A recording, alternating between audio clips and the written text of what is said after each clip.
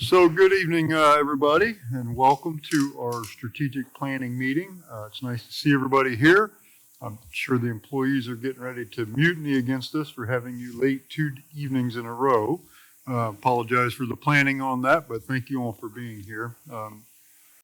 So we are very fortunate and honored tonight to have Dr. Rick Will with us from the Muma College of Business over at USF.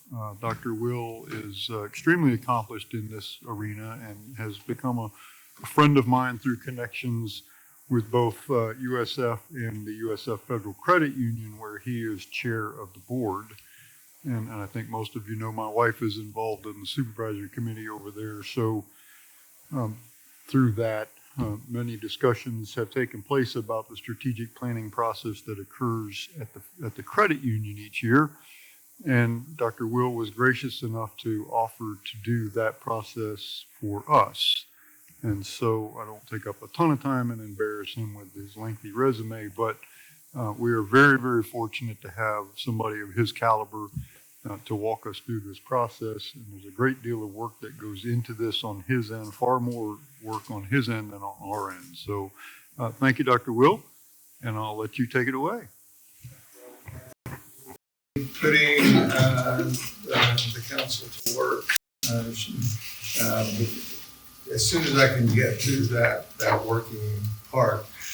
I am emeritus, professor emeritus at the University of South Florida, which I actually retired in July of 2020, and then went back to work. And after my year of sitting out, I went back to work, just working with dissertations in the Muma College of Business, Doctorate of Business Administration program. For the last couple of years, that's all I've been doing, is working with DBA candidates on their dissertations.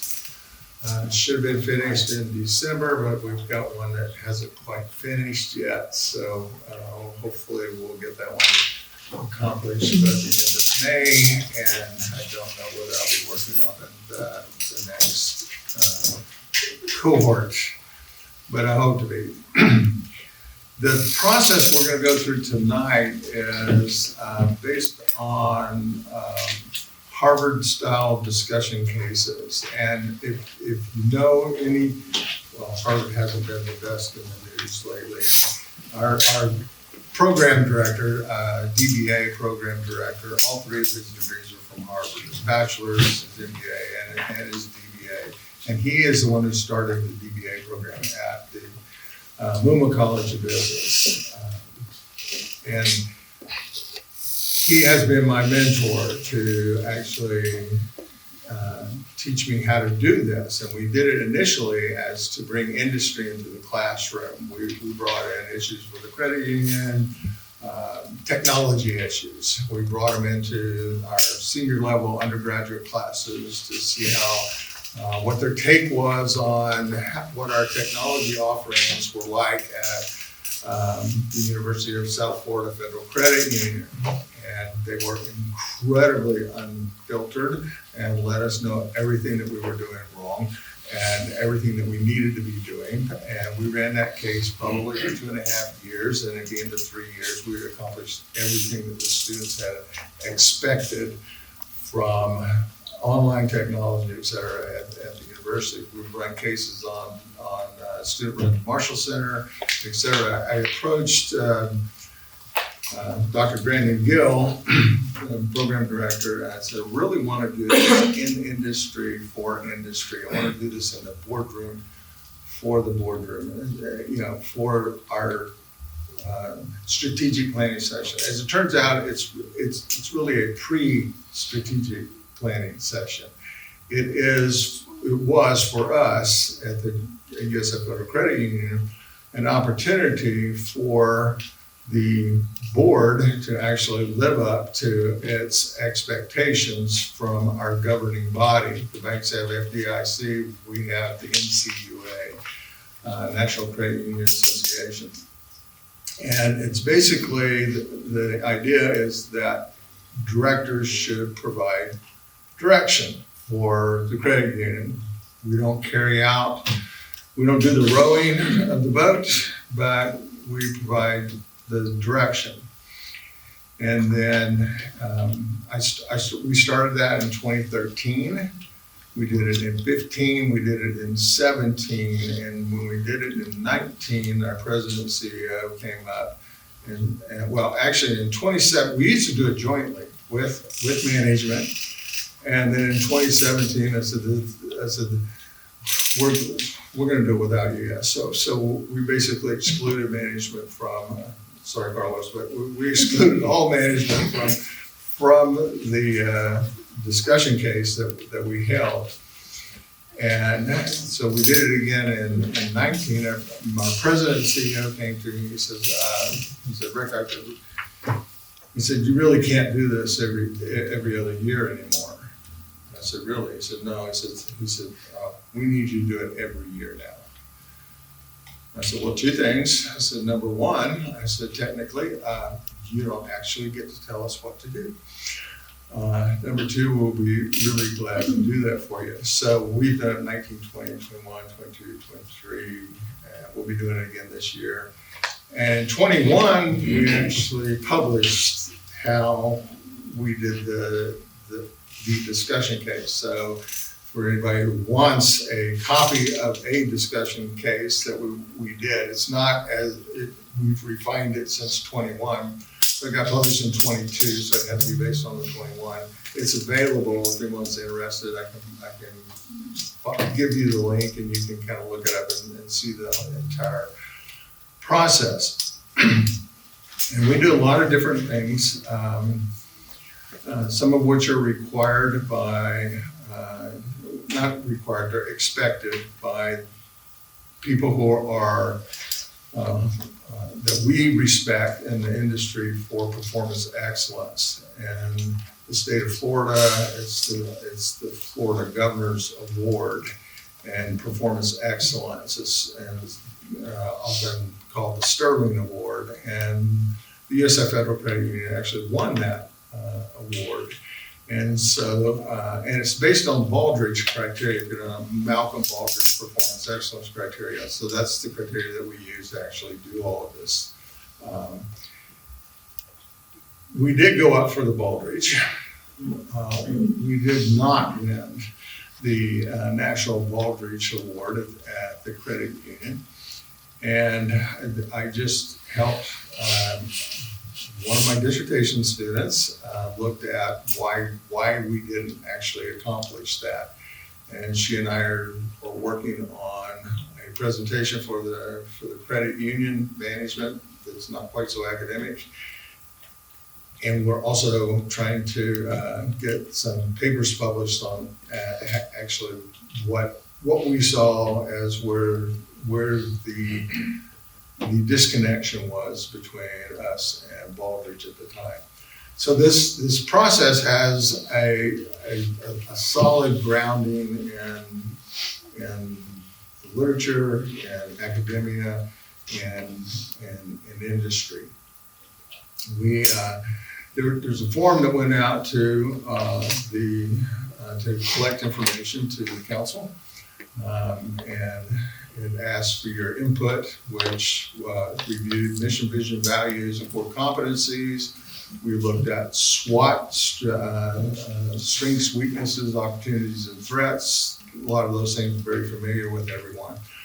The thing that might not be as familiar is what we call critical success factors. And it's definitely not new. It's not from Harvard. It's actually from the Sloan School of Management and Massachusetts Institute of Technology. And it has been used throughout the years. It's pretty old. The last time I saw it really used, probably 2008. And that is what that was the last kind of input that we got from the council members. That will be the basis for what we're going to try to accomplish tonight. And tonight we're going to try to accomplish giving strategic suggestions to management, to Carlos, your entire team, as to what does this council want to see done? And we'll say over the next 3 to 5 years. And then if there's something that's more immediate, we'll talk about priorities. We've tried to do 10 years out. 10 years out, it's pretty fuzzy. The 3 to 5 year horizon seems to be what fits pretty well. We can think in those terms. And then if there's anything that's more critical, then we'll see if we can't asterisk that, start. What's going to happen is I'm going to write down the strategic suggestions tonight, which will, when we get to it, I'm going to be standing up, I'm going to be writing on the board, I'm going to be writing on these little stick-ups. I'm going to stick them all on the wall. I'll take pictures of all of them, and then I will actually code them and then send them back to the council to make sure that it is what my interpretation is actually what you want communicated to city management. As you know, and if, for those of you who've read some of this, that there are some distinctions between duties and responsibilities, and the duties and responsibilities of the council. This is where Andy got me. Okay, he says, councils are a lot like boards. This was at our strategic planning session that we had at the planning meeting. And I don't know, an hour later, I guess Andy convinced me that, yeah, this really is, there's a lot of similarities in the way councils work and the way boards work, because, although I think there's probably more integration with council and in the implementation of things than with boards. And here tonight, we'll probably stick with what do you want done and not how to do it. You guys can work on the how to do it at a later point in time, but tonight we're gonna just try to focus on what you actually want done. And you've actually taken a look at, for background information, the SWOT. That was really great SWOT information, but it's pretty much background information. The criticisms of SWOT are it provides, we can identify what your strengths, your weaknesses, the opportunities, and the threats are, but it's not actionable. There's nothing in SWOT that tells you, okay, this is where we want to go. This is what we want to do. Where are we headed with this? It gives you great background information and tells you maybe what you're capable of doing or where you need help in getting, to where you want to go. The other thing, and I talked to Andy about this briefly, was your mission, vision, values, and core competencies. I will say we're kind of all over the map with that, but there's actually a reason for that. I did a lot of soul searching on the first part, the mission, vision, values, and core competencies, and it will work to get your input, but only after you've gone through a pretty lengthy grassroots effort to build. My understanding is, and Meredith, I believe you pointed it out, it's been a very long time since you've done this before. And so I talked to our president and CEO, because I remember the process, and it was probably 8 years ago or more that we started a grassroots effort, employees up.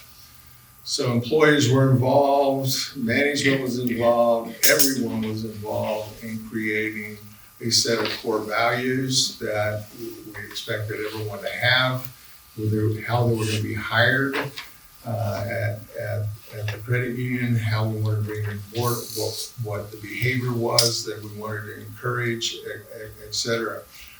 The vision and mission,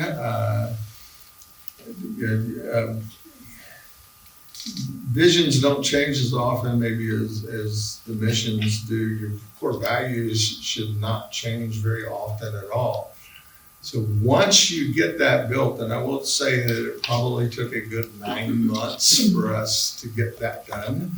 And I would not expect it to be a lot faster. Lots of focus groups, a lot of different people involved in focus groups. There were actually board members involved in employee focus groups so that the employees could get the board members' perspectives on some different things. But mostly we were there to listen and offer, our opinions when they were asked. But then it was brought up, all put together. Then the council would then review those and maybe tweak those every year. And that's really, I wasn't sure exactly where we were when I started this. And when I asked all the input from council on what to do with this, but I would say that my recommendation is start with a grassroots effort and get this thing built up over the next several months, and then maybe have the council review it after another year.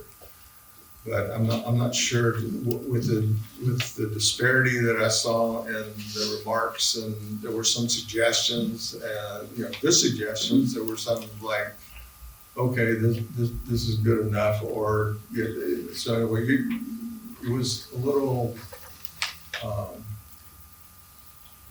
let's say, disparate, but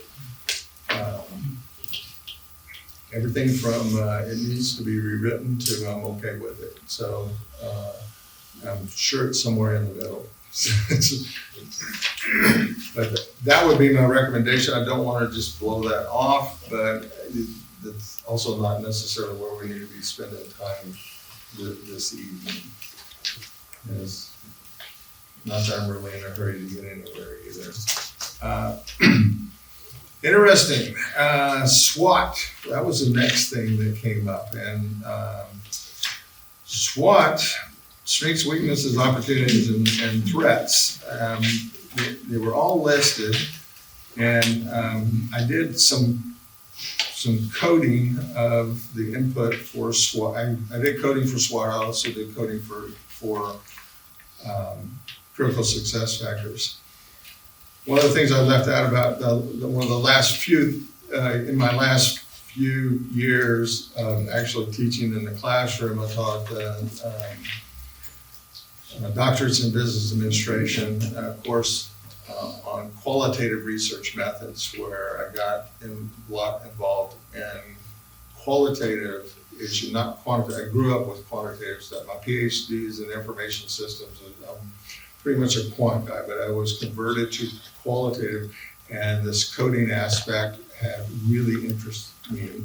And so a lot of the dissertations I've been on in the last couple of years involves qualitative type research.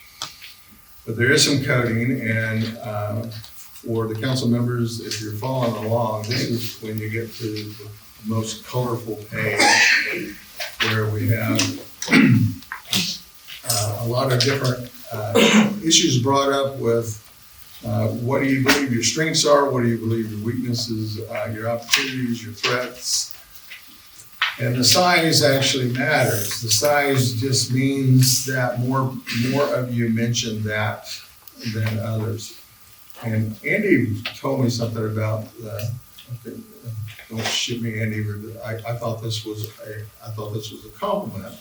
But you mentioned that you believe that the council was very complimentary, that they come from different perspectives and viewpoints, and actually it's reflected in the way these things turned out. Because usually the strengths, you guys all mentioned a lot of the same similar strengths. Okay, so that was pretty good. And there were 26 unique strengths that were actually mentioned, but there's 38 were duplicates. So there were, this was the most number of duplicates I see. It's not uncommon to have, if I had more input, a dozen or so, you'd probably see more duplicates than were actually on here. But So this is the one with the most commonality, the small community feel, council collegiality. Those were the biggest, along with the river, your location, high quality of services, your size, your agility, the citizens' response, proximity to urban areas. A lot of these things are things you can influence. Some of these things you don't influence, they're just here. You're in this spot, you actually can't change those things, but they are something that is mentioned as one of your advantages. And I will mention to the council members, and I should have made a note of this, the size of these words are only relative within each category. So it has to do with the software I use to actually do this, but a phrase that is one size in one category, that same size doesn't mean that it had that many respondents in the next category. It's all just relative within the single category. And in weaknesses, there were 19 unique, 23 duplicates. That means that, okay, there were more people bringing up different ideas about what weaknesses were. And then the opportunities, probably the most spread out. So this is where I thought, okay, this is where it really grabbed me and said, okay, this council is very complimentary. They were thinking of things that maybe other people that hadn't thought of. And so that's why you actually see that 22 unique, 25 with duplicates. That to me was very interesting. And then finally, the threats. There were two that were on people's minds that we'll possibly bring up later in the with the critical success factors. But there were 20 unique and 22 with duplicates, so there were only 2 that were duplicated. That was kind of interesting. Again, that tells me that you guys really are complimentary. You're thinking of things maybe that other people were not thinking of. Again, could be also due to the number of individuals. And by the way, I'm talking. If anybody has any questions, you'll stop me. Yeah, what do you got? I had a question about, my question was about use of synonyms or like words that were similar when you made the word clouds. Yes. Did you kind of group things into categories? That's the coding stuff that I have been doing at the university for and assisting dissertations, doctoral candidates with for the last little less than a decade, I guess. Yeah. So with that, is there a little bit of, it's sort of an art as much as it is a science, right? Yes, there's really an art form to that. There is something I will explain when I get there, critical success factors, because I actually combine some things. And it actually had to do more with a software limitation, because I was sitting there going, okay, I really want 3 of these things, but it wasn't going to fit on the page. So I'll explain that when I get to it. I actually absolutely that's the uniqueness of qualitative research. So yeah, we try to train the students to look at what those similarities are, and then we do groupings. And that's what we'll be doing tonight too, because we will come up with strategic suggestions, and I'll be writing those down, and then I'm going to group those, but I'm going to send them back to you guys for confirmation on whether or not you think that's the right place for them. Thank you.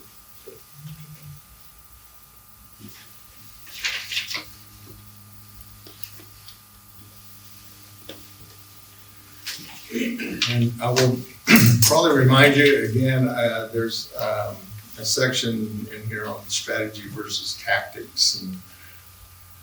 And my purpose here today is to stick with strategy.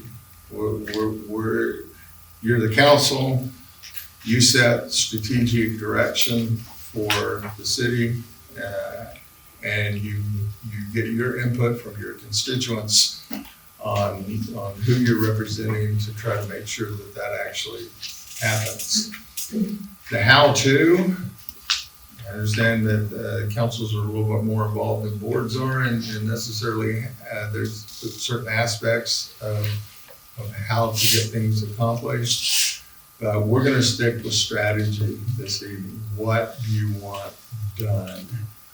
Because if we get into how to do it, we're going to be going down rabbit holes, and we're not going to get very far this evening. So we're going to try to do our best to stick with strategy. What you want done, and we're going to avoid how you expect this to be accomplished. We get that list of strategies. We can work on prioritizing those strategies. Then you can get with management on how you actually want to have that accomplished. But I do believe there's some directives and actually your council handbook or City of Temple Terrace handbook on the separation of duties between the council and the city manager. So we're going to try to stick to that as best we can this evening. And Meredith, to your point, if you turn to the, it's page 15, where we have the critical success factors. I did not put, but there were 27 unique ones, but there were 35 county duplicates. The big ones were enhanced communication.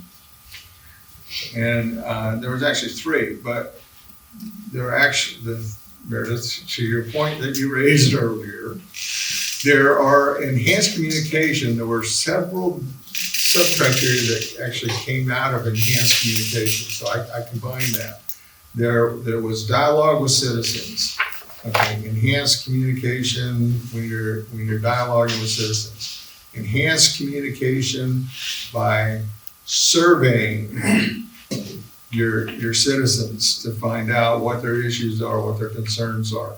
The third one is enhanced communication by enhancing the distribution of information, how you get it out there in a better fashion. So you guys actually gave me 3 of them that fit in that one little category. It's not a little category, it's a big category. City infrastructure investment was the next one that had the biggest commonality.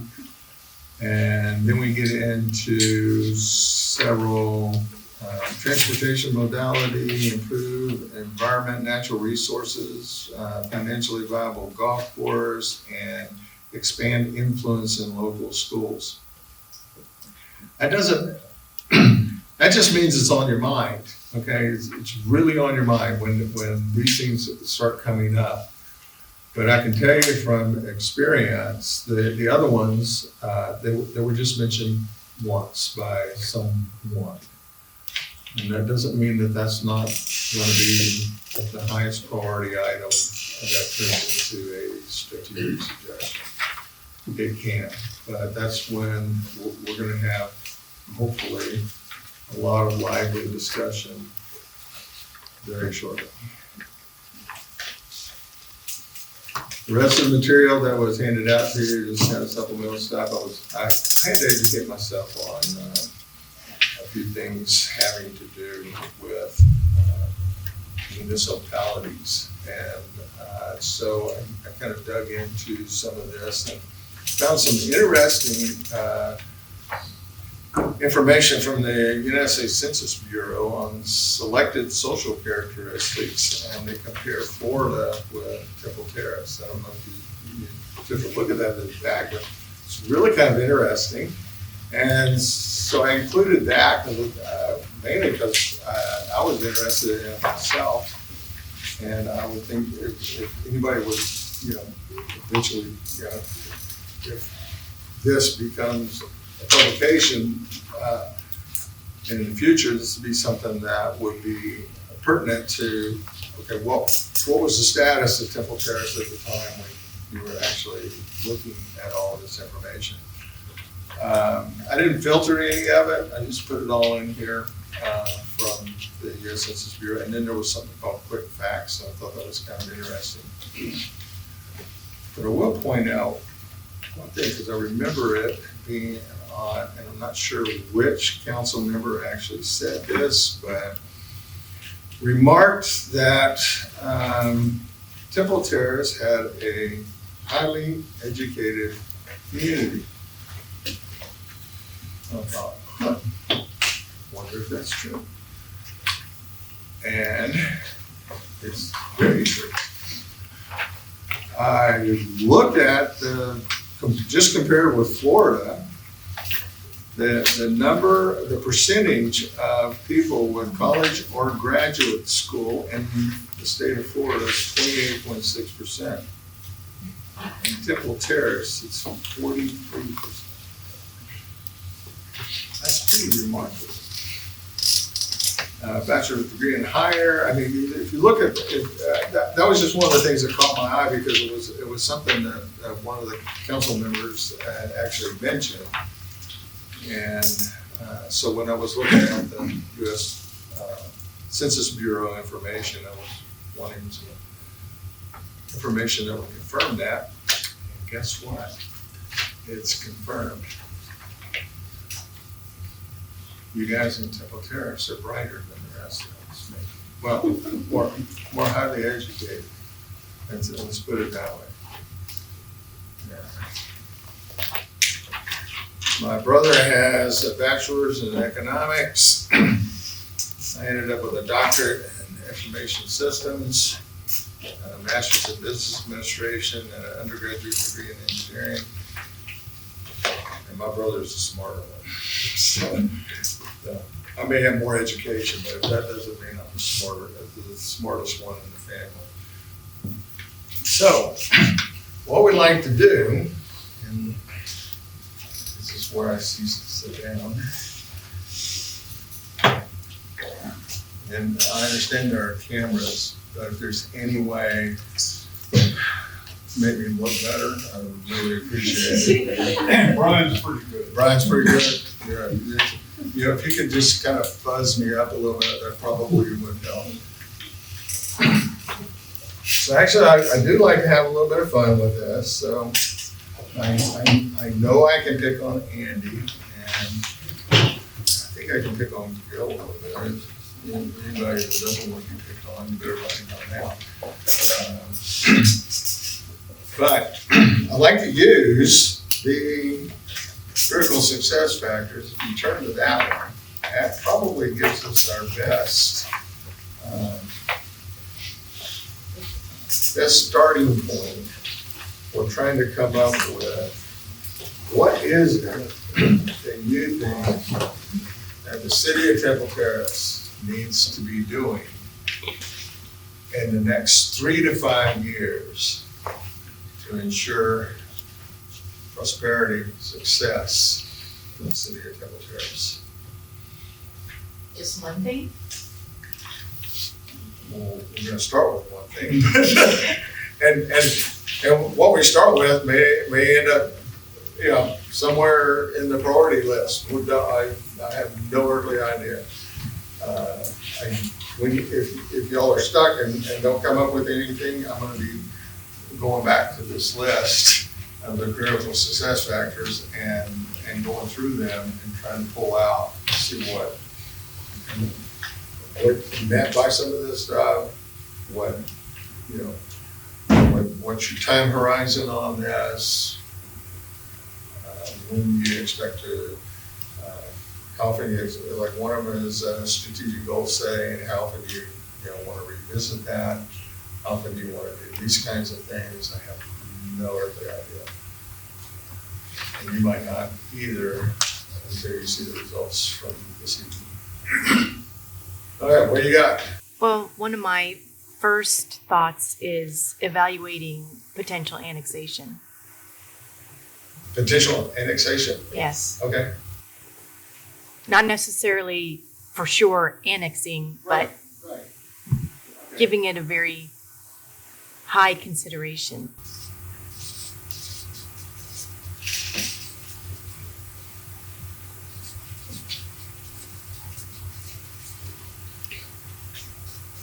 Okay, investigating the annexation, and I know that one has got to be on the list somewhere. It is. Okay. Strategic annexation plan, okay. And I'd say there's at least someone else that was interested in that. If I remember correctly, it may have been Andy. Jump in, guys. Why I are have you more. bashful? You're never bashful in council meetings. So the golf, I remember the first time I sat in with, management always did a run through the day before we had the joint strategic planning session. And one of our facilitators caught me. I was ready to go out and hop on the bus and go visit parts of Sarasota because that's where we had the session. And facilitator came out and said, well, Rick, aren't you staying for this? And I go, I wasn't invited. This is for management. I didn't. So they actually, he said, well, you really should be here. And the president and CEO said, yeah. So I sat next to the president and CEO, and if I did not ask a single question the first part of the day until after lunch. And the first part of the day, if I had a question, I texted it to the president and CEO. And then if he thought it was worthy, he would ask the question. And then at lunchtime, I was talking to one of the vice presidents, and they said, well, we weren't sure what to do. It was so intimidating to have you in the room with us. And I said, I'm intimidated. I can't even intimidate my undergraduate students. How in the world am I intimidating a senior level executive team? I said, this is nuts. So anyway, they got comfortable after lunch and they just started asking questions directly. They just didn't care. Because I was there to help them do a better presentation with the board and get to the strategic issues. So please, you got anything to say? I got one. go ahead. Here it is. Oh, I'll go. Okay. I'll go ahead and say that we really need to work with the golf course to help them find their financial footing or something. Okay, so the financial viability of the golf course Yes, needs to be on the strategy map. yes. And I'm gonna guess, based on the conversations I've had with the council, that this is not a 5-year thing, this is not a 3-year thing, this is more of a. Pretty soon, yeah. Okay.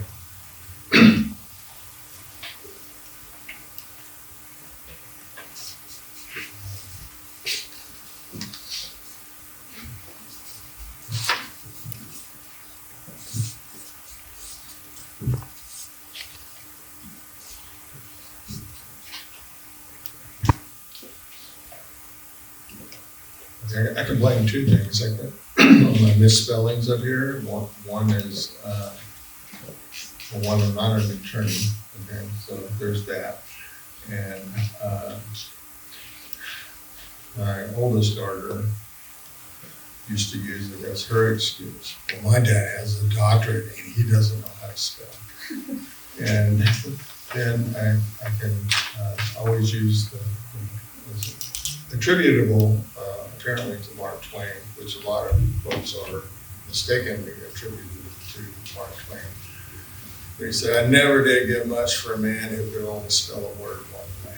So if you see misspelling, I'll correct it later when we get to it. Okay, maintain a strong employee pool. Maintain A strong employee base. employee base. Well, I don't know what to say on that.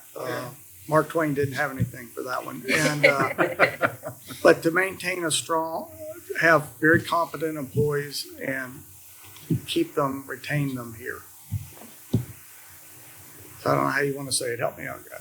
I'd say maybe hire and retain quality. Professional employees. development. Yeah, a bit, but all that, not only that, I mean, professional development, Recruiting, salaries, retention. recruiting, Taking care of- retention with salaries, insurance. I mean, the whole package to maintain our very good employees. Attract and retain skilled employees, because all of that. I would is- like to retain and then attract if we don't Yeah. retain, so, Well, right. All of that. all that. Oh, employee focus, that's We what I want meant. management to have an employee focus, and some of the things that you want them to concentrate on are what it's gonna take to retain an employee, what you need to have professional development for the employees, what else? Competitive salary and benefits.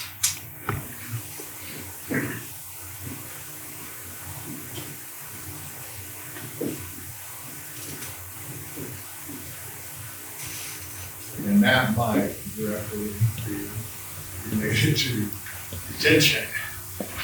It's something that is on our, I will say that it's a commonality.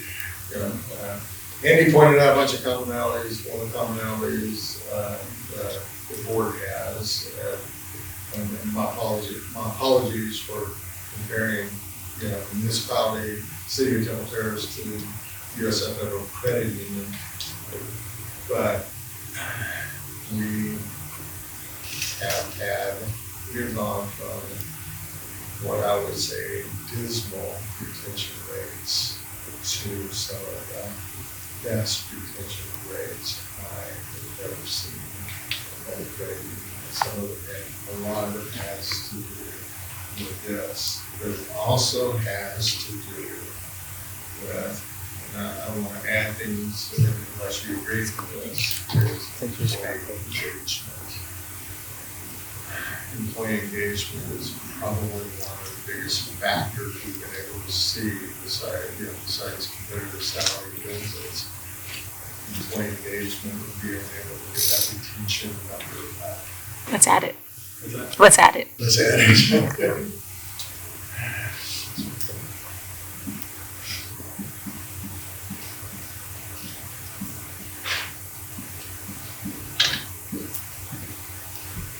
And from experience, if you do go back to vision values, core competencies, from the grassroots up, you'll be able to see a lot of that start to come up. You'll be asking them, all employees, for their employees at all levels and divisions in the city organization. What else is on your mind? We need a better citizen focus, not better, but we need to improve our, maintain and enhance our citizen focus. Okay, now, by that I mean communication, accessibility, and there's so many little things to me that come underneath of that. Review of our policies, review of our policies, our fees, and this type of structure issues, both residential and commercial. So I mean, this is a hard. This is almost like a shotgun. No, this is the whole category that Yeah. you're talking about, and this is the one that kind of went under enhanced communication. Correct me if I'm wrong, if I'm off on this, but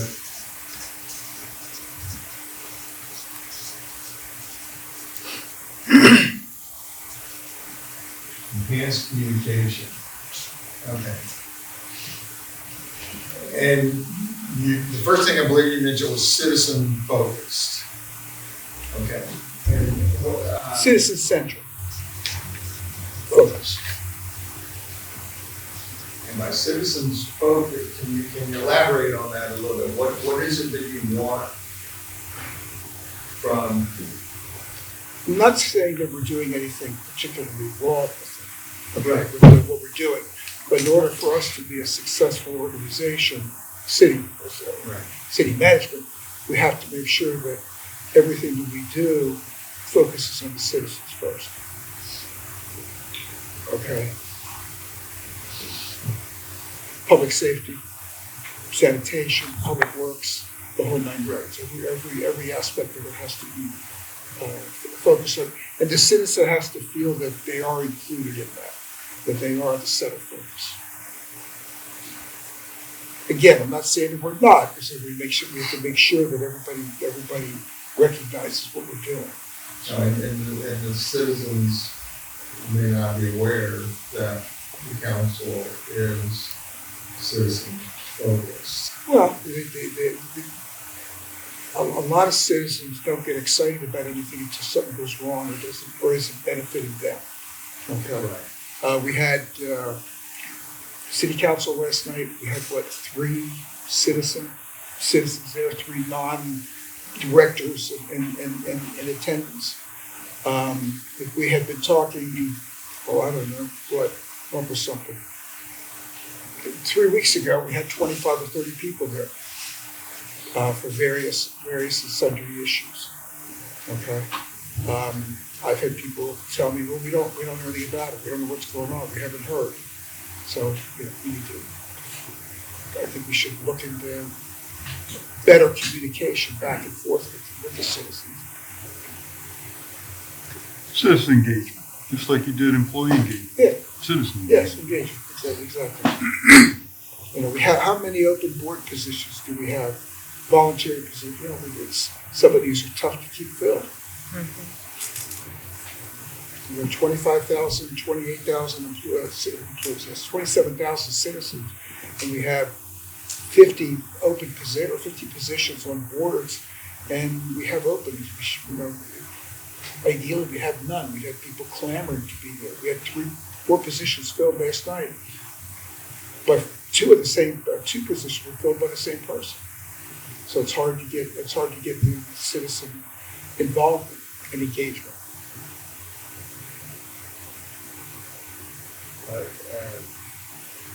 Really like the ideas of citizen focus. We've heard that from 2 different sources. Not enough there. Something I didn't dive around one.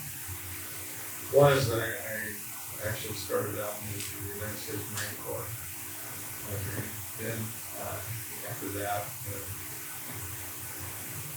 interesting career. I went to school and worked with oil and gas, and I can tell you that I don't know exactly what the focus was. Okay, I was working there for over a decade. When I came to the University of South Florida, and I do know that certain members of the longest serving president, their president, Judy Genshaw, and there wasn't a single moment that she was not in front of the faculty council saying that we are student focused. And there has not been a single board meeting that I've been in with USF that membership focused. And if any decisions that are being made for someone on the board, if not myself, is going to be asking the question, is this in the best interest of our membership? Is this in the best interest of your citizens? Is this in the best interest of the students? And again, I have no clue what the oil and gas industry is interested in. I'm just joking. Okay, so citizen focus, Craig, see what avenues are available to increase citizen engagement. Yes. Through dialogue, through distribution of information, I have one. Customer service, perhaps. customer service. All right, you're stealing one. I didn't get a turn. Sorry. I thought we just shouted out answers. Yeah, please do. Please do. I have one that's related to the stuff we've talked about, and it's kind of, we're thinking the same thing, I'm sure. It's related to that, although in addition to that, I would expand that to include our business community. I don't know if that would be embedded in that or another. But they are constituents and not residents, but they're stakeholders in the city as well. Well, a lot of them are residents. A lot of them are. But the next item that's related but not quite the same thing would be, in my mind, and let me explain it and then we'll figure out how to put it into 2 words. But organizational excellence is what I mean by that has a lot to do with both of these things. What I mean is that our processes, our ordinances, our rules, our processes for a citizen to pay the utilities or to get a garbage account or to get a building permit or a fence permit, all of that needs to be customer facing and lean and agile so that, and I don't mean we give the farm away. Our standards are high and they're high for a reason, and I don't want to water down the standards because sometimes the answer is no, you can't do that in Temple Terrace. But we should make our organization as lean and as agile as we possibly can. And we're already working on some of this, but I think that we need to have processes in place that guarantee continuous process improvement, not just a one and done.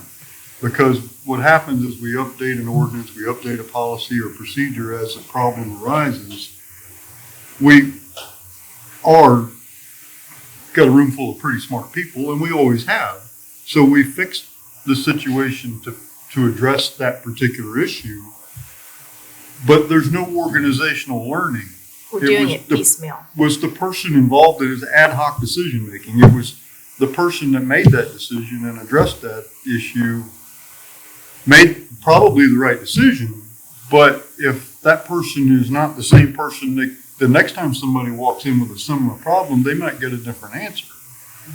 And we don't have good mechanisms for the organizational learning to occur. So we have an issue with a fence. Okay, what was the resolution? How does the organization learn from that? And so I still think we need to continue forever in continuous organizational improvement. There need to be processes in place where we are driven back to re-engage our processes to see if they're still relevant. And maybe that's policies that expire in 5 years and have to be readdressed and maybe renewed, or whatever that is. But I'm really focused on the organizational excellence, and I know our city manager is.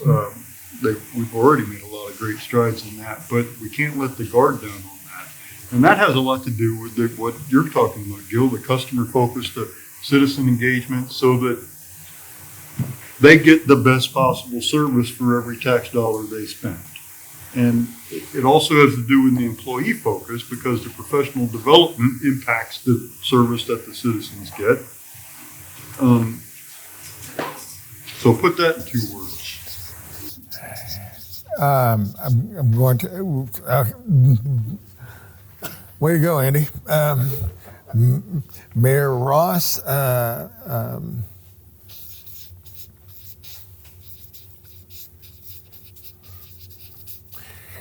Okay, I'm going to steal something here, but you have a gigantic category here. Can you? Green doesn't show up very well.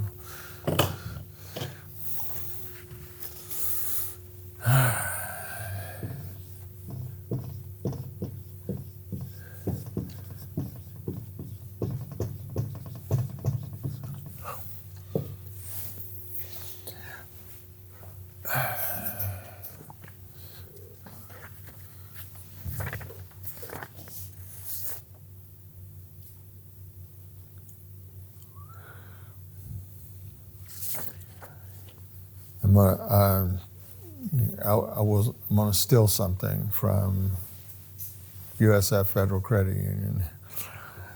And one of the things that we do is I'll always give all of the volunteers, it's not just our board, but it's also our supervisory committee that's involved in our strategic planning sessions.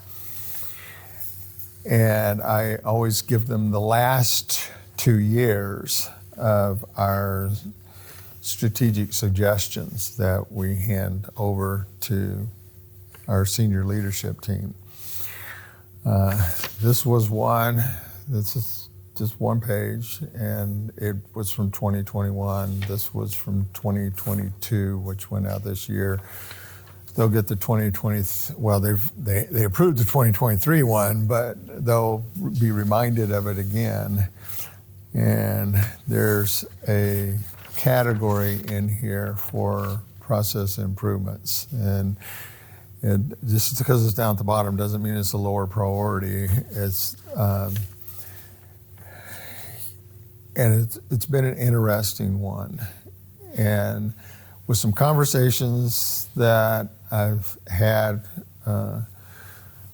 with both your mayor and your city manager, is looking into process improvements via, it's actually the Baldrige criteria, but I believe you're looking at possibly the Sterling, the Governor Sterling Award.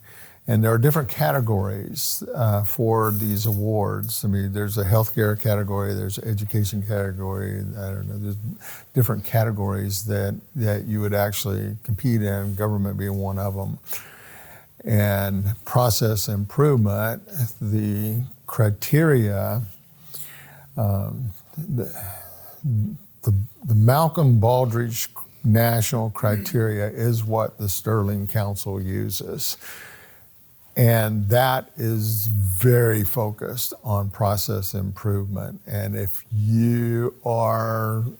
the council is behind this and want management to focus on that, that's a long list there under process improvement. You wanted me to get 2 words, those are the 2 words. Okay.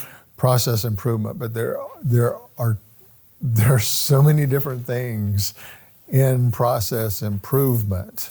A lot of it has to do with exactly what you just said, documentation, and making sure that it's consistent across all levels of the organization and the different divisions in the organization. And I can tell you from experience that's not easy to do. This is not a 6-month fix. This is not even an 18-month fix. This is a journey that you will go down, and it will be eye-opening. I've been about process improvement my entire career. As a software engineer, I was one of those people who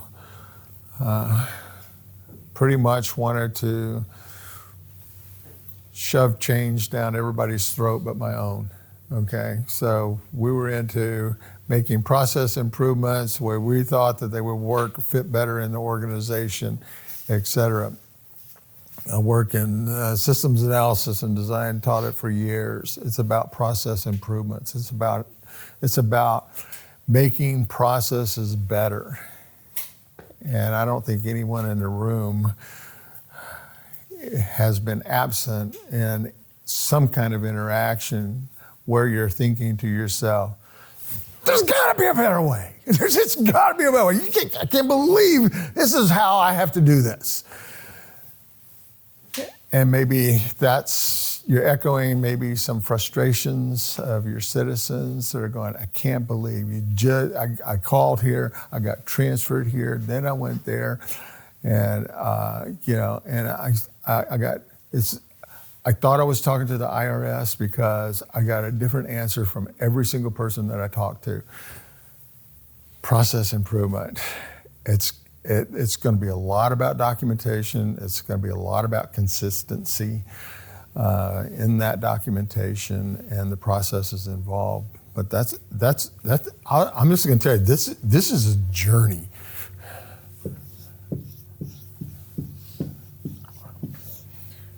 That's why I always thought there was never, ever going to be a lack of need for information systems professionals because there's always a better way. There's got to be a better way to do some of these things. So I thought we were going to talk about the same thing, but we didn't. So I'm sorry I cut you No, off. no So- problem. No, and it is related. I totally agree about the process improvement and just it's kind of a continuous thing. And I feel like with the city right now, we're really on this upward sort of good energy, improving. And it's easy to kind of rest on your laurels and kind of plateau after that. But with process improvement, I want to say institutionalized, it kind of keeps the inertia going uphill. I feel like so that I think that has a lot of power and potential. That said, I would like to see customer service on that one right there, if you don't mind. And I think it's all part of the same thing. Do you mind talking about that a little bit? Just what you mean by that and what kinds of, Sure. I mean, I know the words is self-defining, but I'm kind of interested to hear more what your thought. I mean, it's going to be like anecdotes and stuff. Okay. But yeah, someone reached out to me and she had she was paying the city double for trash pickup. She was in a condo and she was paying her condo association the money for trash pickup there, but she was also paying the city for years. So eventually she realized the mistake and she tried to get it fixed. So she went through more than a few people to try to get that resolved. And it didn't get resolved until she came to me and I said, okay, we'll take care of this. And it went through Carlos and it went through, the people who could fix it, and then she got her money back. She was so happy. And I was happy too, but at the same time, it's like, it shouldn't have taken that long. It shouldn't have been that long to resolve. And I feel like she kept running into dead ends, like you said, maybe the IRS or something, rather than your local government. So that anecdote makes me think like, the first person she talked to when she called should have connected all those dots and made it happen, but maybe they didn't have the tools to. So that's the kind of thing I'm thinking about. Thank you. Or he. I didn't know if it was she or he.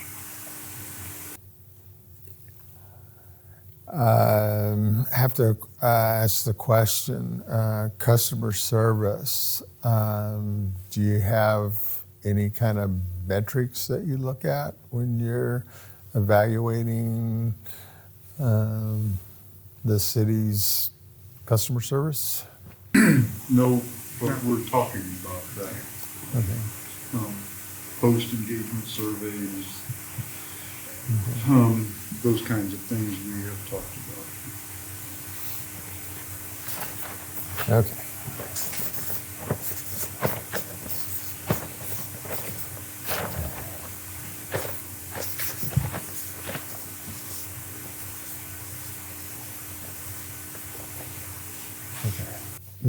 Some of this is a reminder to myself to make sure I get stuff put back into a form so that you can review it and say, yeah, this is what we talked about. But customer service, metrics, you need some. Okay. I want to bring up our public schools. Public schools, okay? We, as a city, do not have control over our public schools. The school district of Hillsborough County controls the public schools. However, per our census, we do know that education is very valuable to our residents. And we are not getting the results that are very attractive to the majority of our residents. And I know this is like a third rail issue, but I sent all of my 4 children to our local public schools, and I was the PTA mom at all of them for a really long time.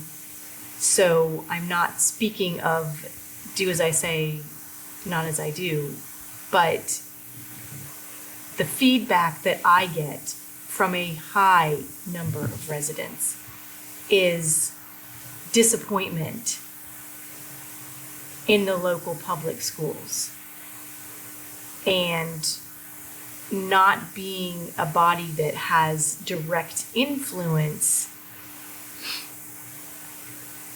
I don't know what the answer is, but I think it's an issue. A lot of people either choose not to move here or move out if they can't send their kids to the local public schools and they can't afford to do a charter or magnet or private school situation.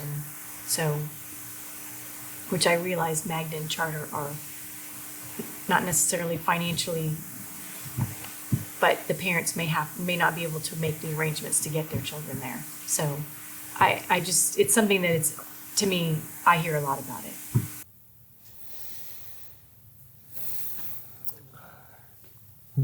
That was brought up by someone in the input. And I was curious about how that actually gets accomplished because I heard it and I realized that the city of Temple Terrace is inside the Hillsborough School District. And what kind of influence do you actually have there, or what are the avenues for actually increasing your influence, which may require an increased level of engagement by the council, increased level of engagement maybe by some of city management. I do have someone I can ask. I mean, I have some thoughts, but I don't know what the actual technique would be to achieve a greater level of influence. I know in the years past that the school district likes to tell the city that they're doing great things. But when you actually look at the measurement, the metrics, they are not effective, or they may be effective for a short period and then the district stops whatever it was that was causing the improvement.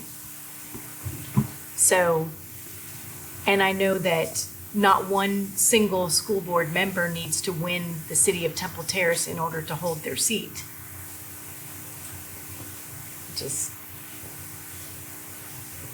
So I don't know what the actual strategy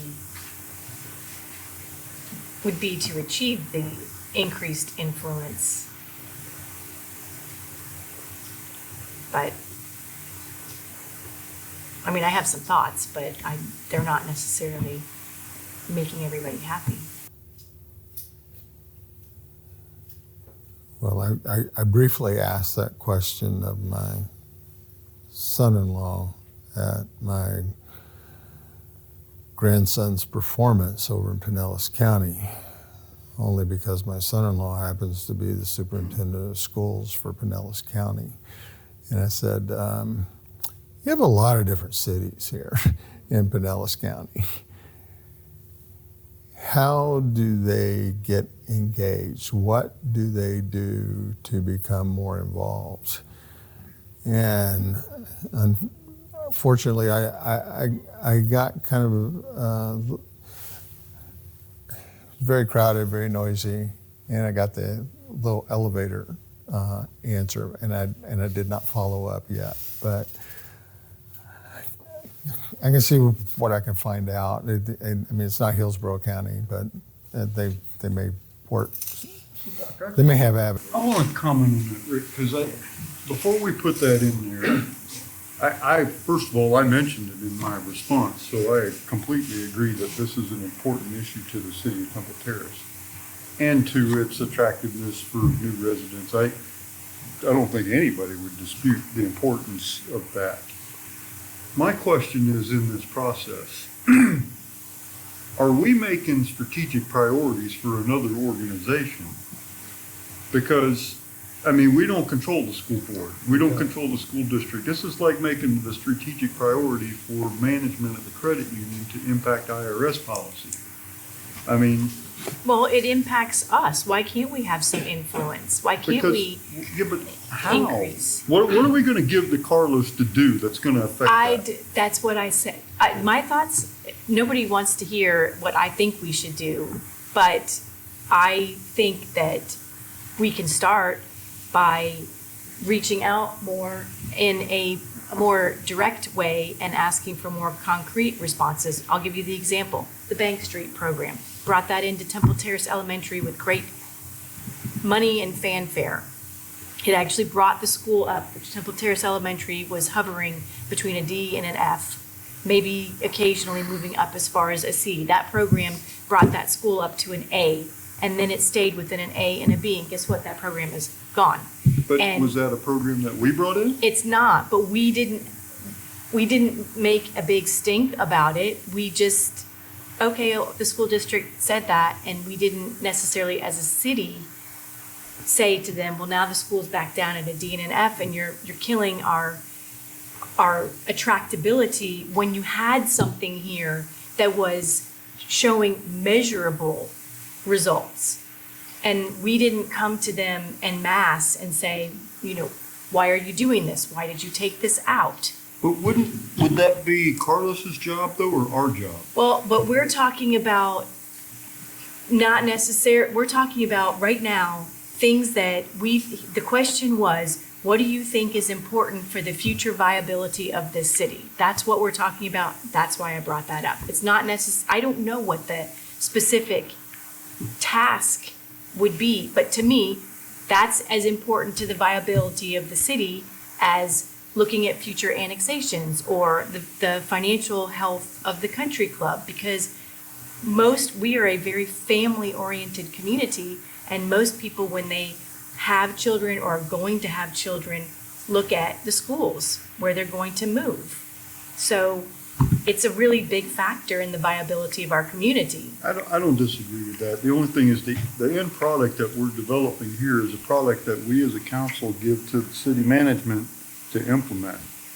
Those problems that you're talking about, in my mind anyway, I'm just one person, but those problems in my mind are action items for the elected officials to engage, not city management.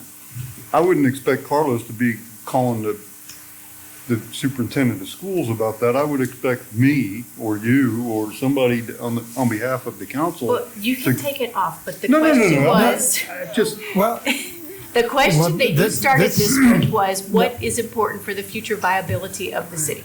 That was what I took. what strategies do you want to, give to city management?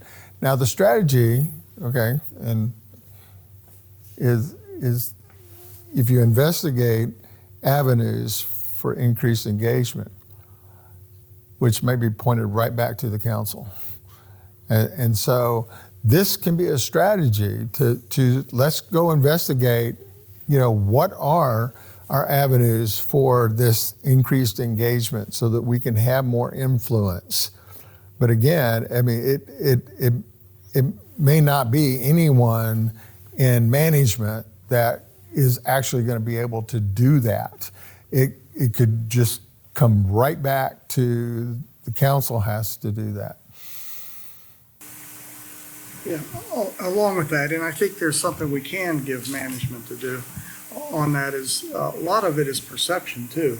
We have a lot of perception about our schools, and we have a lot of good things that's happening now. King High School, Greco, we heard the other night.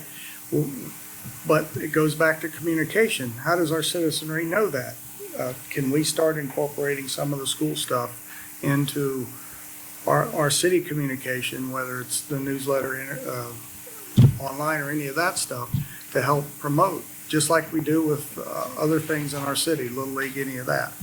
So maybe that's something that can tie into communication. You keep hearing bad, it's going to be bad. You start hearing good, it could change that. Just a thought. Well, I go back to, I'm touching on what the mayor said, as far as what we're doing here. I think that our goals and so forth have a reasonable expectation of something that we can do to accomplish it. And I believe that, we fought the school districts for 25 years. Okay, I was one of the first people on the school improvement task force back in 1995. So this is not something new. This is something that we've been fighting for a long, long time. So, but we do things for this. We do have the school support committee. I know the mayor's reached that numerous times with the superintendent and so forth, but I kind of agree. We're working on things here that we can actually do and influence and have control over, and to give the administration expectation. We want them to increase public school influence. I agree, that's going to be us. It's going to be us. So I don't know how you would incorporate that into, when I say us, I mean council representative, council engagement. So Rick, I don't know how that gets included. I mean, I'm not disagreeing that it is an important priority for the city. I just don't know how it is an actionable item for It's on management. my list too. Yeah, so, but I guess you can figure that out. Thank you. My pleasure. Well, the whole deal is, see, I don't take responsibility for any of this. I get it down. I take responsibility for getting your ideas up here, and I'm going to summarize them and get them back to you. You are going to verify them, and then once they're verified, then Well, it is an important, I mean, Yeah. as you can see. I Yeah. mean, so, okay, I think, Yeah, off of this subject, onto something else. Mentioned a lot, city infrastructure investment. We talked about annexation, but somehow to foster very long-range planning for our city. And what I mean by, we have a 6-year capital plan, we know that, but a lot of times, sometimes you end up just trying to survive day to day and not think 10 years down the road. For example, we've done a good job now. We've identified property for Fire Station 3 and the police station down the road. But, come across, a year prior to learning we don't have enough water capacity to think and plan, and also with budget and stuff, to know that when is this building going to be renovated again? More than just a 6-year plan, start fostering that mental to look way long range. I don't even know how to say it other than that, but develop the policies for that, and budgetary too, to know that we're going to have the money in 10 years to do something that needs to be done instead of an emergency.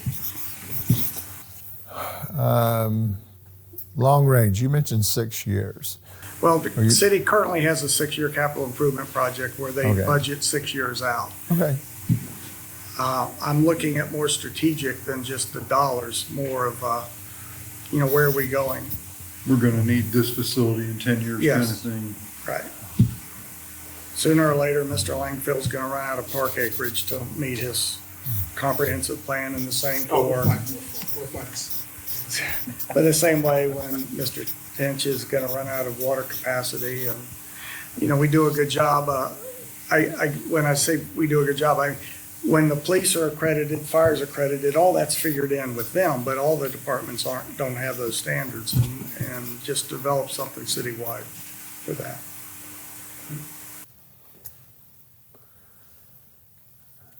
I was definitely not aware of the year range, but yeah, that's helpful. But how does this capture the long range city infrastructure investment? This is something you want to see.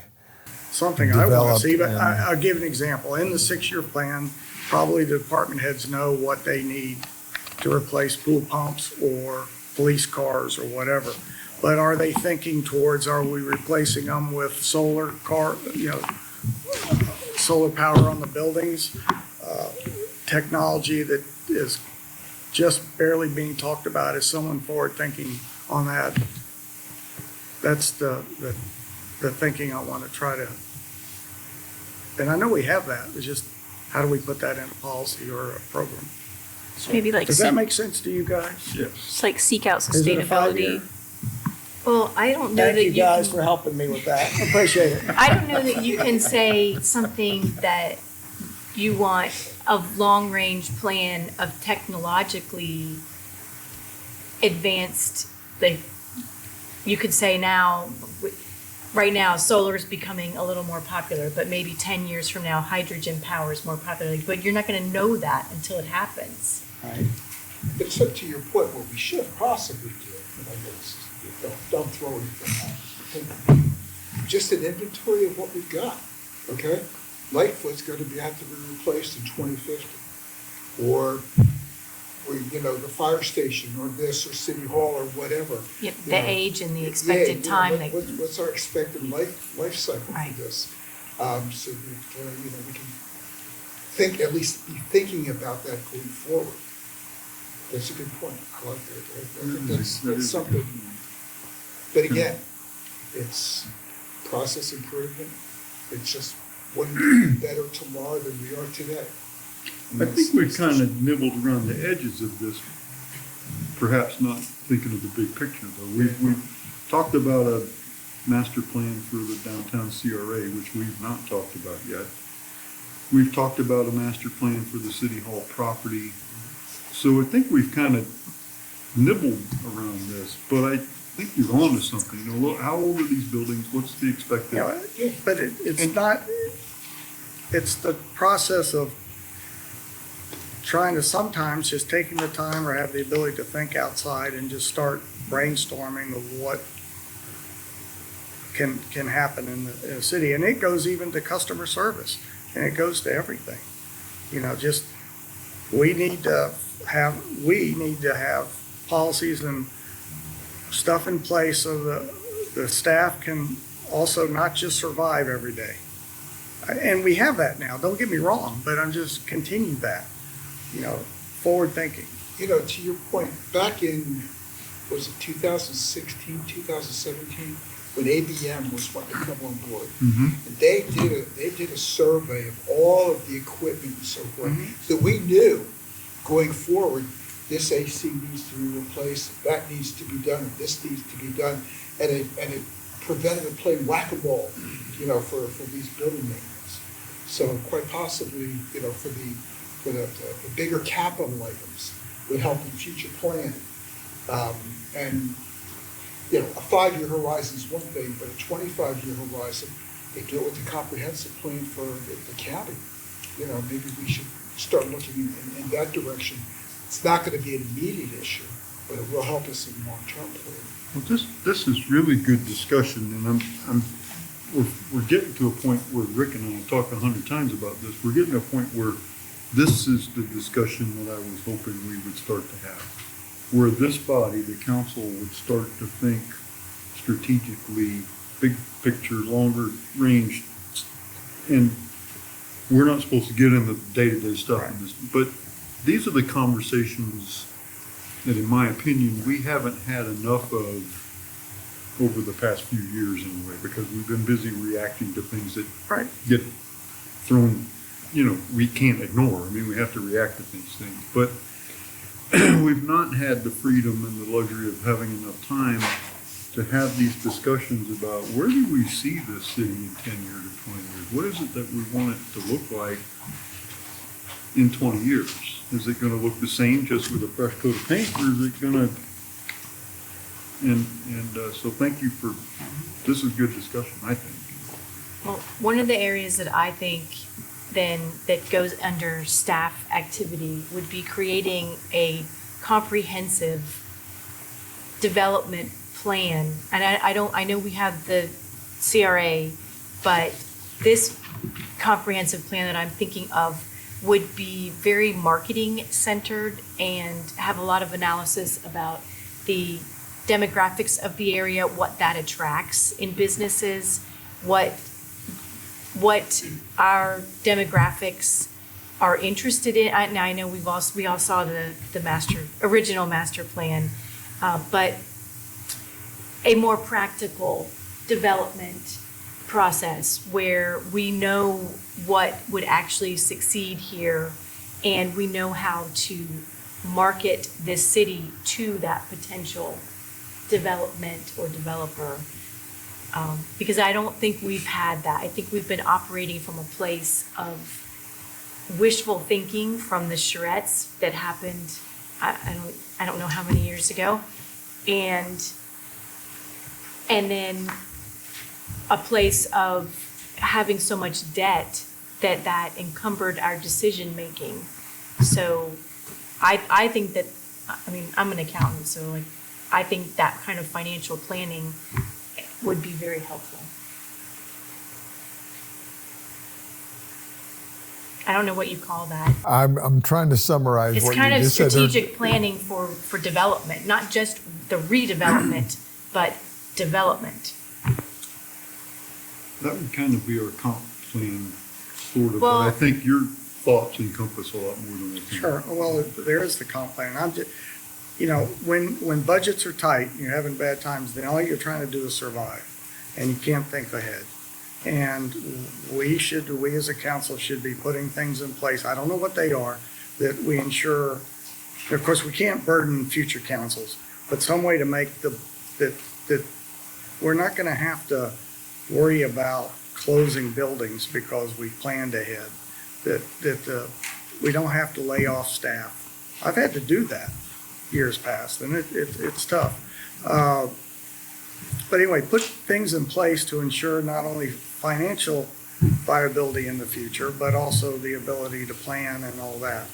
And I don't know how this, we can't put anything, I don't think, in place to tell a future council what to budget, how to budget, but maybe we can, I don't know.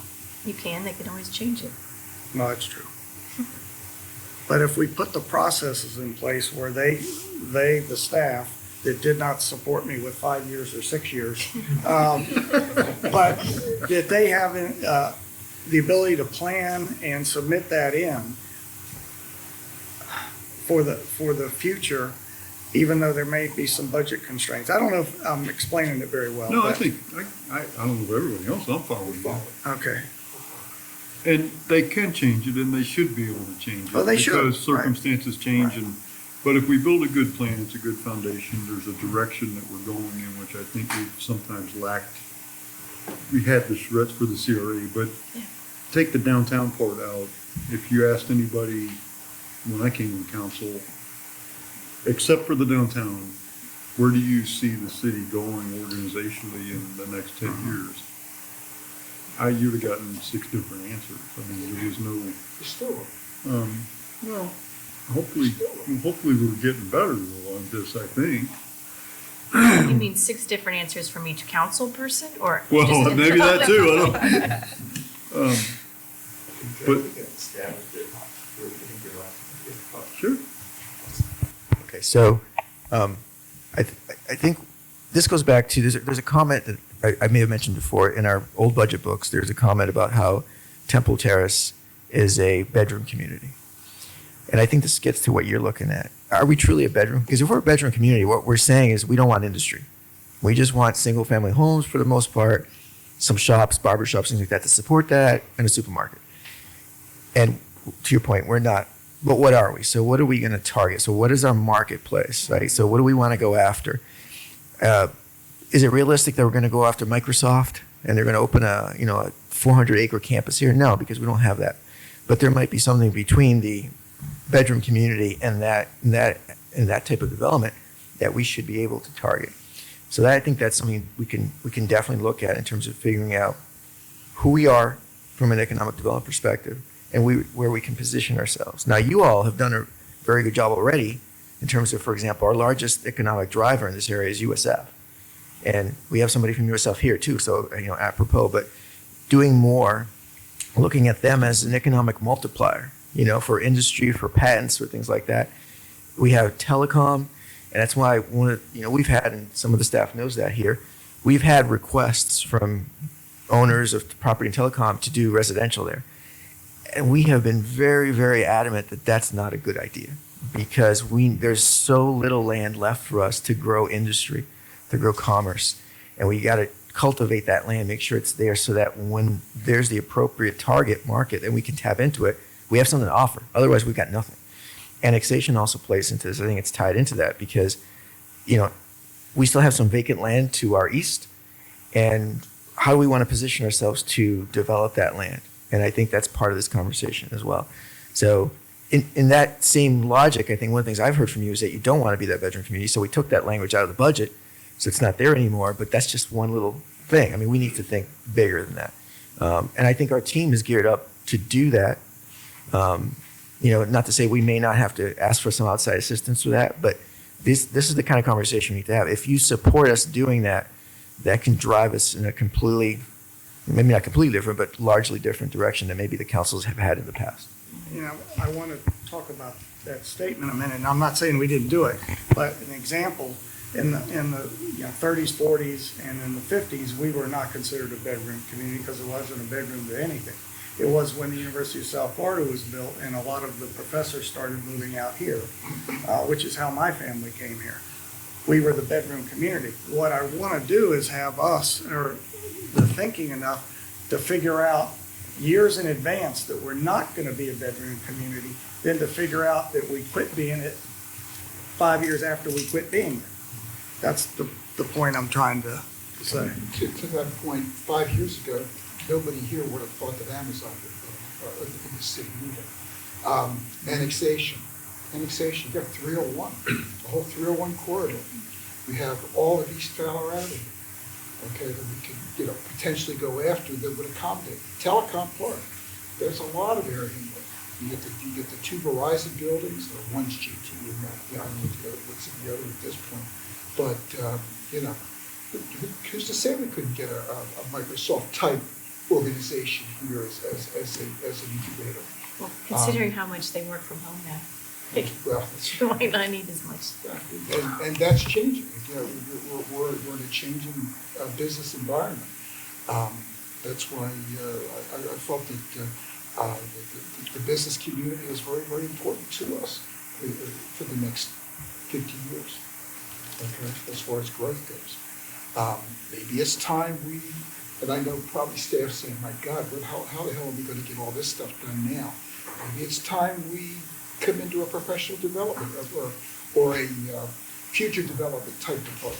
And I don't know what you would call it, but Greg and all his people, his multitude of staff can be working with, in business development going forward. So this is good discussion. I really wasn't too sure on what we were going to try and accomplish here tonight, but are we doing strategic planning? How granular were we going to be getting?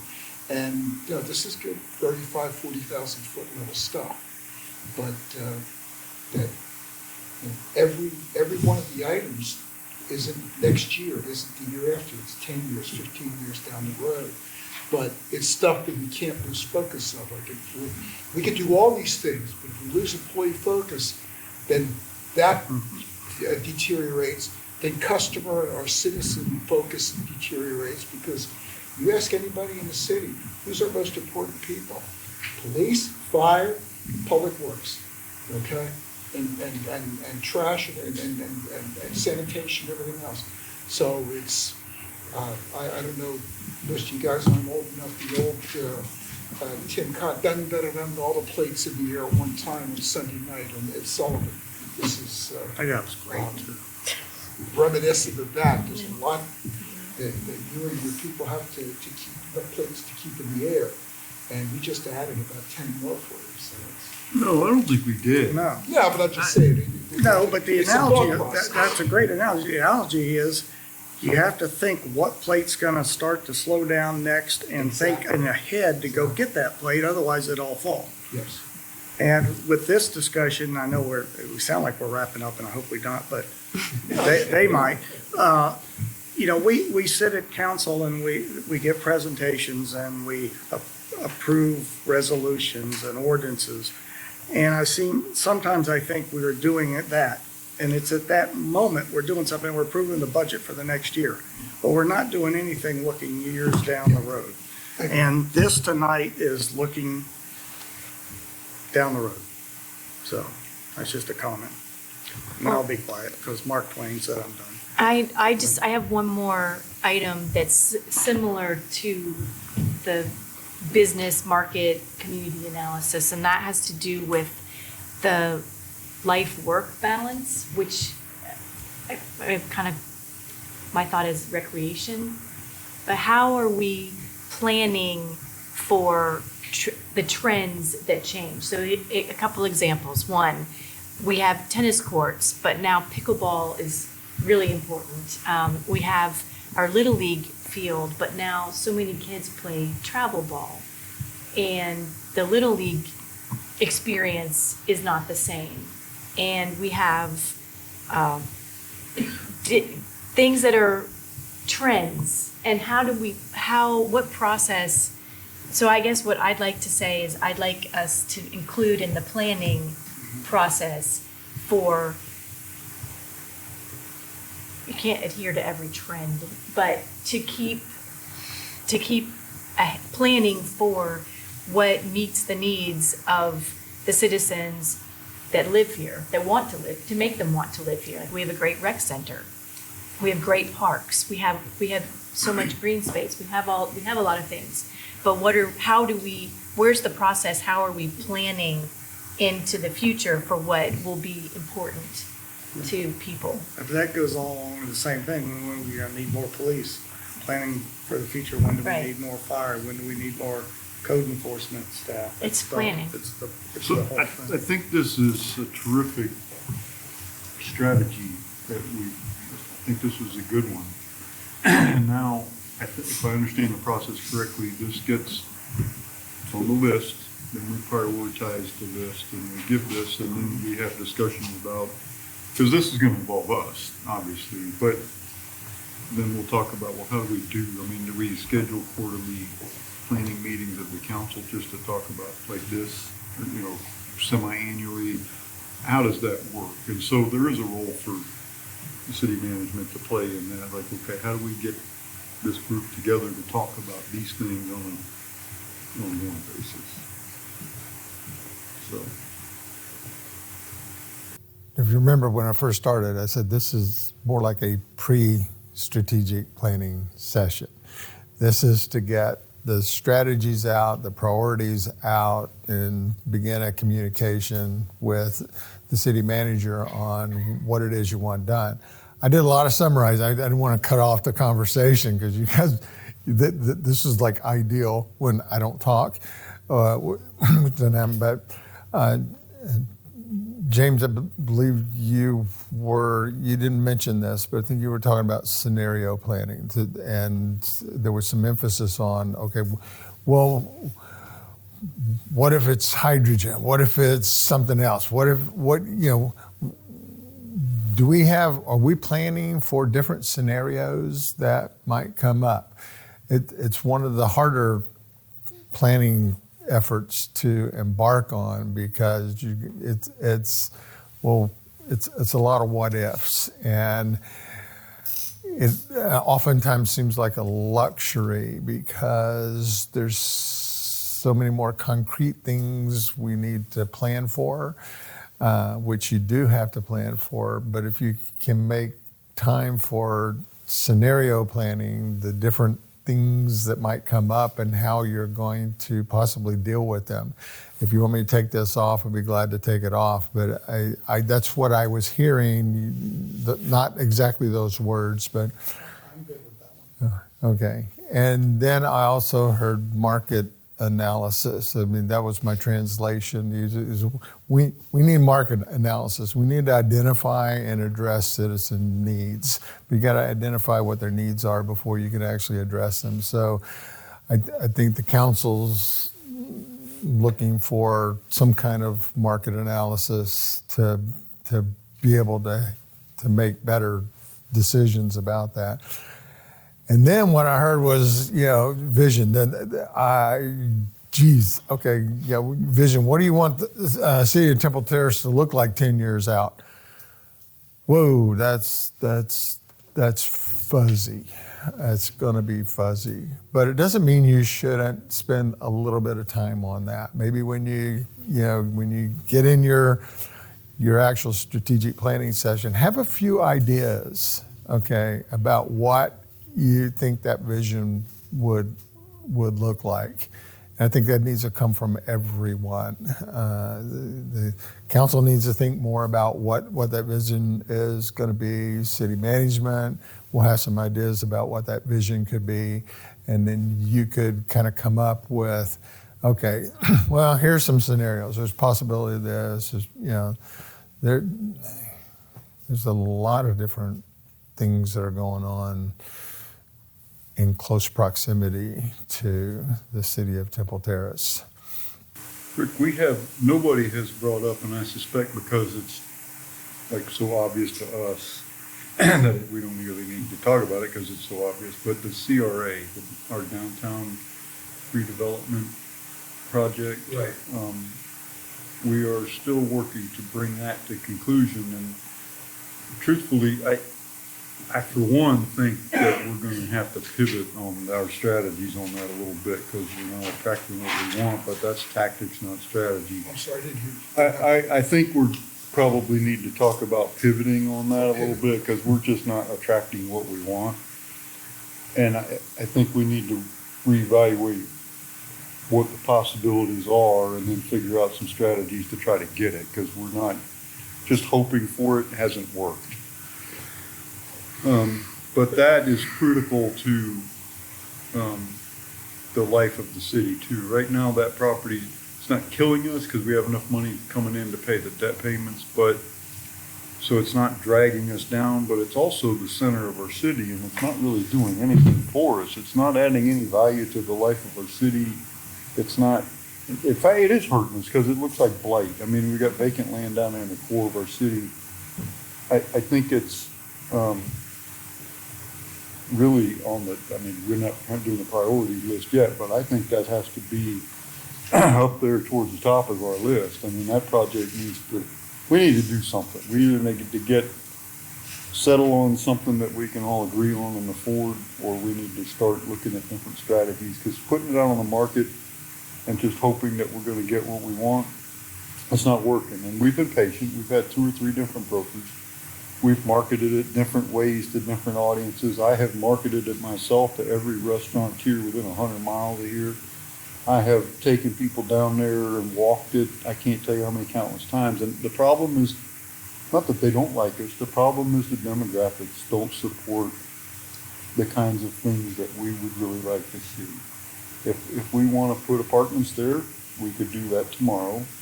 If we want to put a McDonald's or something there, but we all know that that's not what we want. And so, anyway, not to get into the tactics, but I think that's got to be up there. To me, that's part of the market analysis. Yeah, I agree, yeah. So, Yeah, what do we do? What's the real situation? Yes. Give us some facts. Where are Yes. we? Yeah, I agree. I just think the market analysis should encompass the rest of our commercial space, not just the CRA. We have a lot of that data already. That would not be, a lot of that data we already have.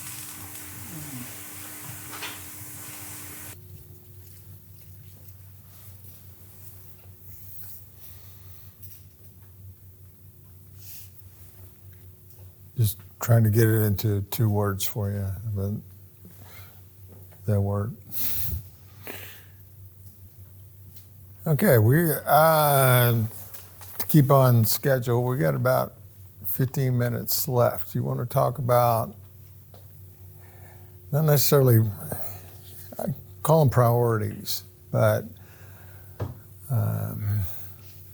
continuous priorities that are like survival rates. I mean, what's the fun if you're not playing a little bit of whack-a-mole? I don't know, but only said that to let you know I actually do listen to everything everyone says in the room. But there are obviously maybe some things that you want addressed immediately, you want addressed in the next year, the next 3 to 5 years. We've got vision development plans that are 6 to 10 years out. Okay, so we can talk about that. But this is just, for you to decide, and you don't actually have to decide this tonight. You when I summarize this, I will get it all back to you, and I can ask you for what your priorities are on all of that. I found out that priorities don't seem to work all that well, in the sense that everything is a priority. So we just assume that whatever we turn over to management is something we want you to get done, and you're going to tell us when you can get it done.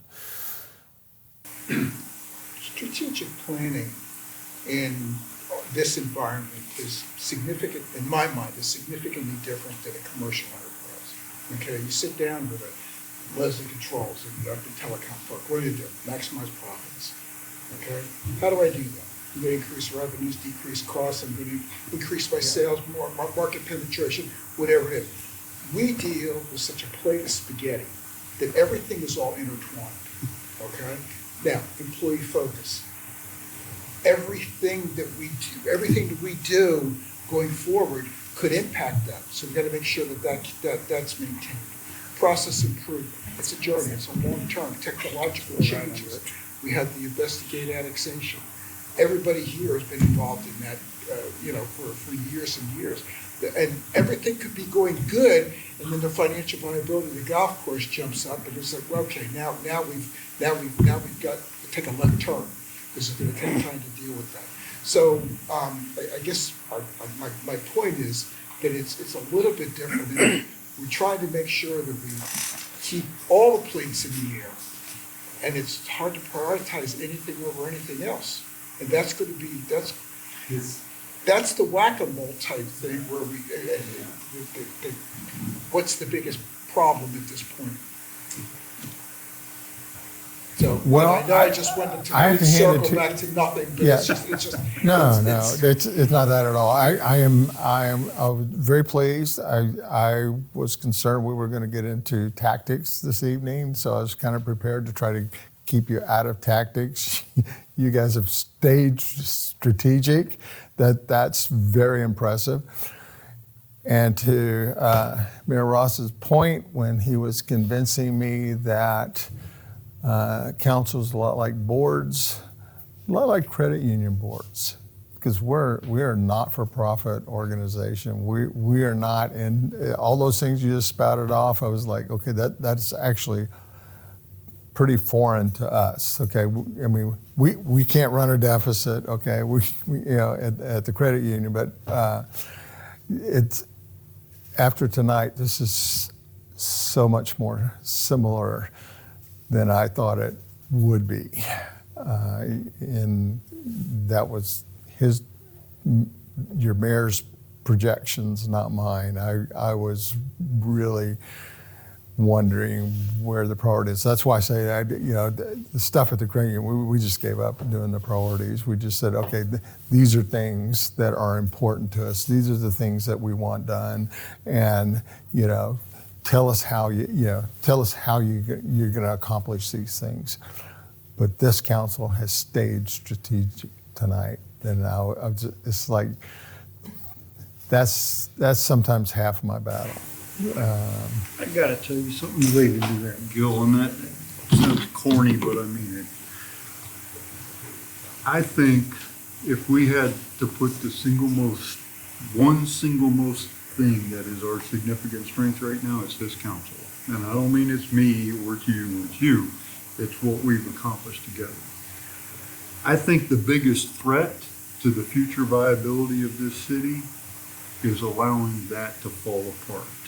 Because we're all going to be off this council here at some point. I mean, we don't, we have to raise the bar, and we have, but we have to ensure that this is the expectation of the community.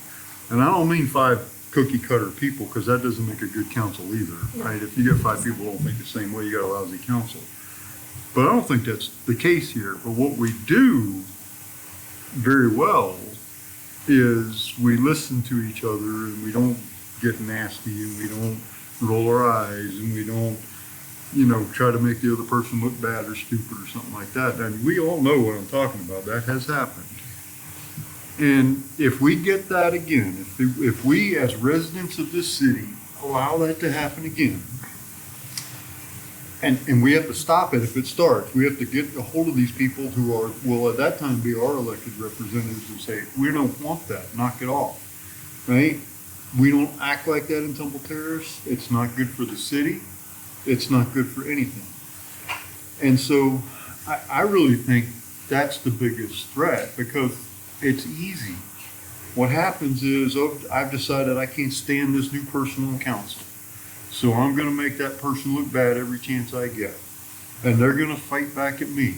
Well, then I'm going to lure you into one side or the other because, right? And now we got a 3-2 situation and everybody's, right? And then city managers don't stick around at cities like that. City attorneys don't either. City clerks don't. The next thing you know, we got our employees right back where we started a few years back, where we can't keep people because we don't pay anything. We had terrible benefits. None of that's true now. We're not there yet. We're getting better, but we're not where we were. But that starts with the 5 of us. We don't attract Carloses to come work here if we don't have our act together. They won't come. They won't come. It goes back to citizen engagement. Yeah. Yeah. Because So- the more engaged people are, they are going to participate more. And it's perfectly acceptable to disagree. That's expected. That's the job. And they gotta participate in the right way. They're moving the city forward. I don't know how many council meetings I've sat through prior to being on council. It's like, well, it's gonna be 3, but it's like, it's gonna be 3-2. You knew what was gonna happen before you walked in the room on any given subject. You knew what was gonna come down, or 4-1 for a while. Well, I mean, I'll say this, having served on council with multiple different people, there were certain people on council that I was almost never going to agree with, and I was probably always going to be voting on the other side of them. It didn't mean that you behave unprofessionally just because you disagree, but I'm going to vote the way I think is best. So I don't take that as but it was more the discourse that came into play as to, it was the interaction between the council members to me. But anyway, I don't think no one can control that. We just expand the citizen engagement, make sure people are invested. It's their community. They want to come and be part of decision-making and leadership in the community. Well, we can't stop it, Allison. We certainly can't. But when my successor comes in, if I see that person engaging in the garbage that used to happen, you can bet they're going to hear from me. Of course. And it won't, I don't, not because of the way they voted on any particular topic. I mean, it won't be because of that. They have to vote their conscience. That's expected. But if we get into that personnel battle, backstabbing, making the other person look bad, I mean, this is not Venezuela, right?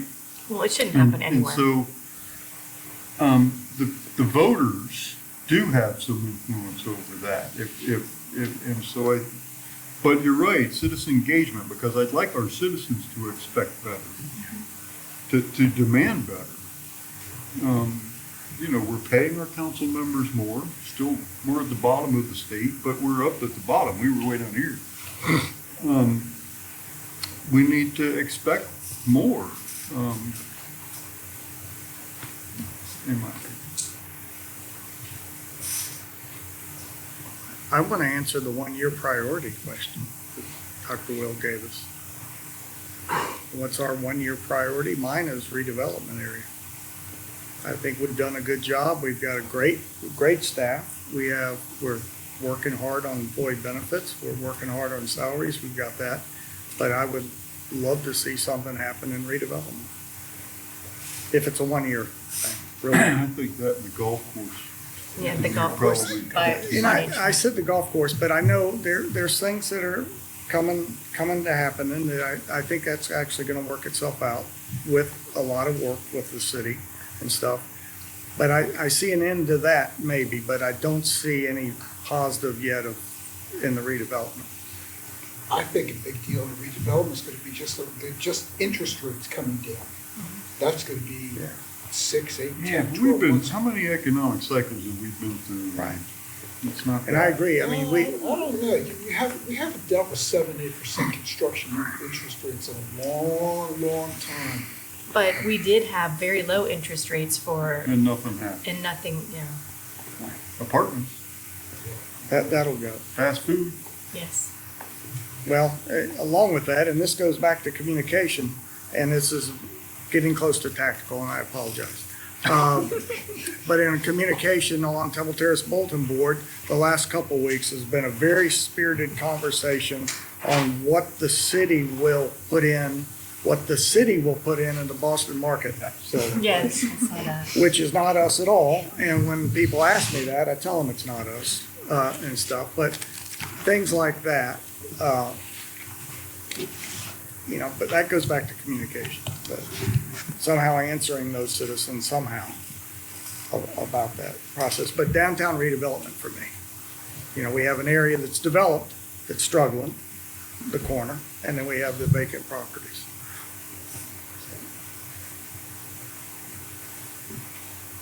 We also have a plan for increased pedestrian We do. accessibility Yeah, through we that do. area and parks to connect, and all of those are attractors looking further down the road rather Yeah. than like this minute.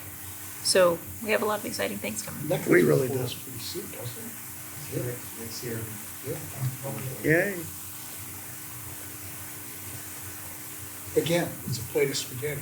Everything is just all over the place. You make good metaphors. And we love every noodle and you know it. As a statistician told me, it's not the main effects that are interesting. It's the interaction effects that are very interesting. And what you're describing is the interaction effects. Next step, plan. Okay, I'm going to take all this. I'm going to create a one-page synopsis of it. I'm going to send it back to all the council and make sure that this is what you want communicated. If it is not, then you will send me some corrections. And if there are if there are minor corrections, I'll send it back to the mayor. But if there are any kind of major corrections or things that you wanted to add, then I will recirculate it again just to make sure everybody sees it and approves it before it moves forward. But then it's in your hands.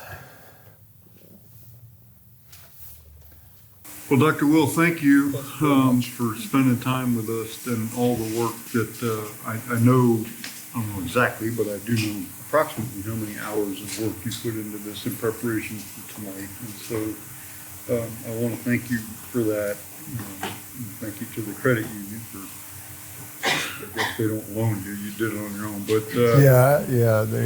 thank you. They were pleased that I was doing this. At least our president and CEO was pleased that I was doing this. Thank you very much for all that you are doing to help us along. Hopefully the process is not like herding cats. You did a great discussion. This was much better than I had anticipated.